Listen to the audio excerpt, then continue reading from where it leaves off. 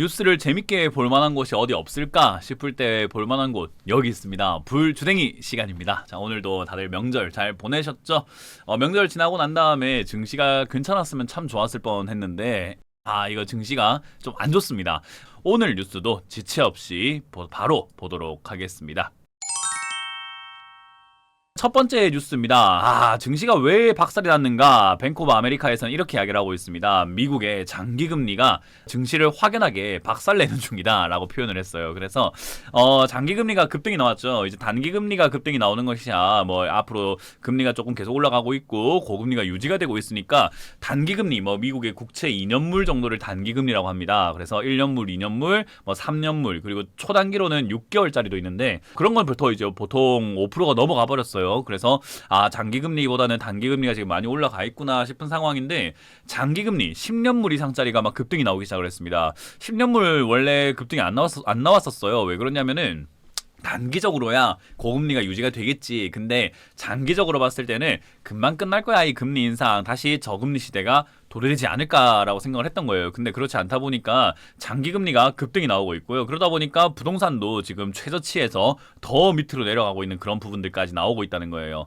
더군다나 금리 인상이 지속이 되면 지속이 될수록 아무래도 증시뿐만 아니라 경제적으로 좋지는 않겠죠. 왜냐하면 부채 때문이라고 말씀을 드렸습니다.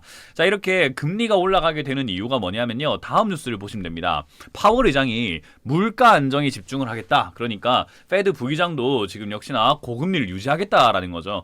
이 물가라는 것이 올라갔던 적이 없었나라고 하면 있었습니다. 지금까지 역사적으로 통계를 낼 수 있었던 그 순간부터 해서 지금까지 봤을 때 IMF에서 밝힌 거로는요.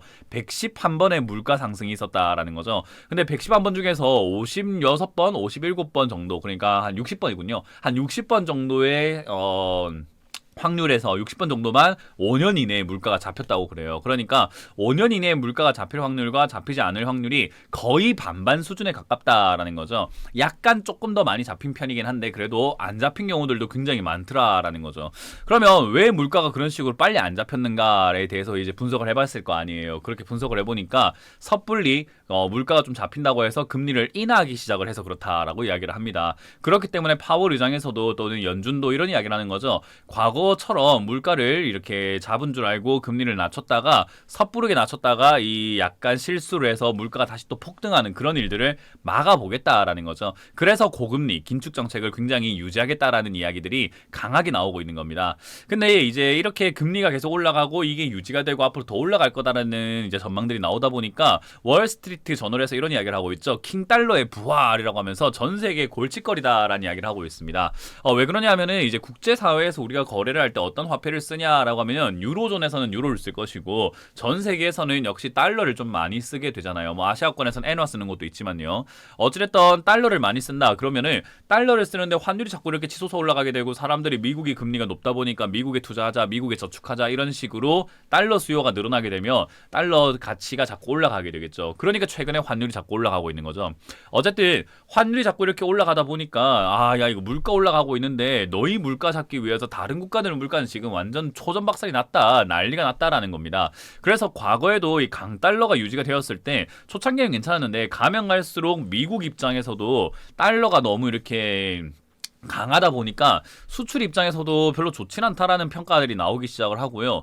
수입 입장에서도 별로 득볼 건 별로 없다라는 그런 인식들이 나오게 돼요. 그래서 재정 적자, 무역 수지 적자 이런 것들을 해소하기 위해서 우리 플라자 합의라고 있죠. 엔저 현상을 만들어 가지고 일본이 잃어버린 30년이 왔다라고 하는 그거예요. 그래서 독일과 프랑스, 일본 이런 쪽에서 우리나라 돈을 좀 싸게 하자. 그리고 비싸게 하자. 그리고 달러를 좀 싸게 하는 거 어때라고 하는 그 플라자 합의를 했었어요. 근데 그런 형태가 있음으로 인해 가지고 또 증시 폭락뿐만 아니라 경제적으로 좀 타격이 왔다는 거죠. 미국이 조금 나아질지는 몰랐겠지만요. 어쨌든 이런 환율 문제들로 인해서 또 제2의 플라자 합의가 나오는 것은 아니냐라는 우려감들이 나오고 있고요. 그러다 보면은 이제 어느 돈의 이제 가치를 조금 이렇게 절상을 시킬 것인가라고 봤을 때 위안화와 한국 그리고 엔화 쪽의 가치가 이렇게 좀 올라갈 가능성이 높다라고 보고 있죠. 자, 어쨌든 이제 그런 형태들 때문에 이 킹달러가 부활한다. 된다라는 것은요, 전 세계적인 골칫거리가 될 수밖에 없고 사실 여기저기서 걱정을 할 수밖에 없는 내용이 됩니다. 근데 이게 이제 달러 값만 올라가면 그나마 다행인데 국제 유가가 지금 또 요동을 치고 있잖아요. 그래서 150달러 가느냐 아니면 80달러에서 이제 머물 것이냐, 조금 빠질 것이냐 아니면 100달러 뚫고 올라갈 것인가의 문제인데 지금 벌써 90달러대에서 왔다리 갔다리 하고 있단 말이에요. 전 세계적으로 지금 감축 정책을 하고 있잖아요. 그래서 감산을 하자, 지금 이제 기름을 좀 덜 뽑아야 되지 않겠느냐라는 주의로 지금 계속해서 감산을 하고 있다 보니까 유가가 자꾸 올라가게 되죠. 근데 이게 예전에 오일 쇼크 때 이런 일이 있었어요. 오일 쇼크 때도 이 유가 전쟁으로 인해 가지고 기름을 좀 감산하자 정책이 나오다 보니까 유가가 폭등하고 올라가면서 오일 쇼크가 만들어지면서 경제가 폭락이 왔었거든요. 그때 증시도 폭락을 나왔었습니다.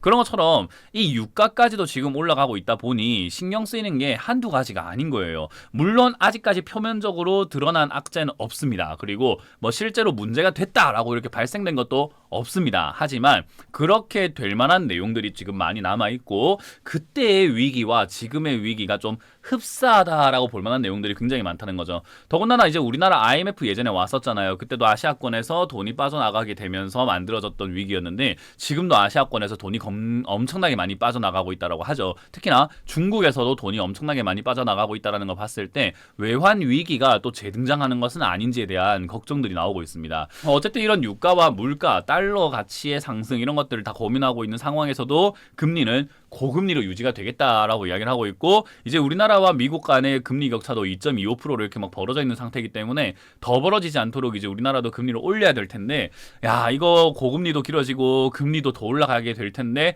우리나라 지금 뭐 하고 있죠? 더 빚을 늘리겠다라는 거죠. 근데 어찌됐든 지금 이제 이 대출의 주된 내용이 뭐냐라고 하면은 사실 주택담보대출이라는 거죠. 그래서 이 집값 상승의 요인이 되기도 하고 사람들이 집에 크게 좀 물리거나 다칠 수 있게 만드는 요인이 이런 집값 상승의 원인이 될 수 있는 주택담보대출이 되는 건데 제가 전에도 말씀드렸지만 주택담보대출 지금은 변동금리로 한 사람들이 이자도 제대로 못 내고 우리가 하우스푸어라고 하죠. 집을 제대로 갚지 못해가지고 유지를 하지 못해가지고 집도 없어지고 날리게 되고 경매로 나가게 되고 또는 전세 보증금도 제대로 반환이 안 되게 되고 하는 여러 가지 부동산 문제, 주거 문제들이 굉장히 많이 발생이 되고 있잖아요. 그런 걸 생각 한번 해보면 지금 이제 상황 자체가 이게 IMF라던가 글로벌 금융위기보다도 훨씬 위험한 수준이라는 이제 분석들이 많이 나오고 있습니다. 그렇다는 말은 결국 고금리가 지속이 되고 더 올라가게 된다면은 이거 더 심각해질 수 있는 건 아닌지 우리가 한번 의심을 해봐야 된다라는 거죠.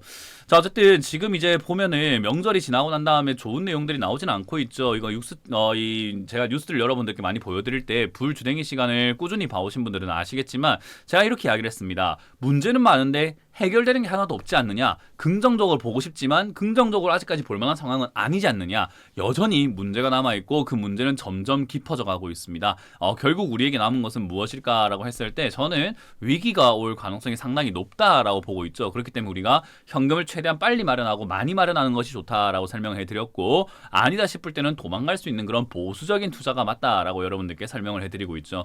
뭐 공격적으로 투자하는 것도 하나의 방법이 되겠지만은 저는 누울 곳을 보고 돗자리를 펴라라고 말씀을 드리고 싶습니다. 지금은 누울 곳이 아닌데 왜 눕느냐? 가시밭길 위에 우리가 누울 이유가 도대체가 뭐가 있느냐라는 겁니다. 조금 힘들고 조금 답답하더라도 저는 현금 들고 서 있는 것이 좋다. 가만히 관망을 한번 해보자라고 설명해드리고 싶기 때문에요. 그 점 참고하시고 이러한 문제들이 해결되는 내용들이 나오게 된다면 제가 언제든지 빨리빨리 보여드릴 테니까 이거 또 구독, 좋아요, 알람 설정까지 많이 해주시고 댓글도 많이 남겨주시면서 여러분들이 꾸준히 봐주신다면 제가 좋은 뉴스 있을 때는 빨리빨리 여러분들께 물어오도록 하겠습니다.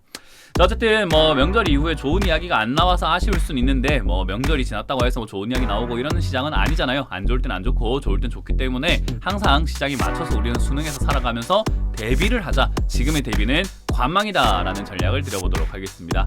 자, 오늘도 마쳐보도록 하겠습니다. 지금까지 불주댕이 시간의 문현진 멘토였습니다. 고맙습니다. 시청하신 영상이 도움이 되셨다면 좋아요와 구독 그리고 알람 설정까지 반드시 부탁드리고요. 여러분들의 성공 투자 기원하도록 하겠습니다.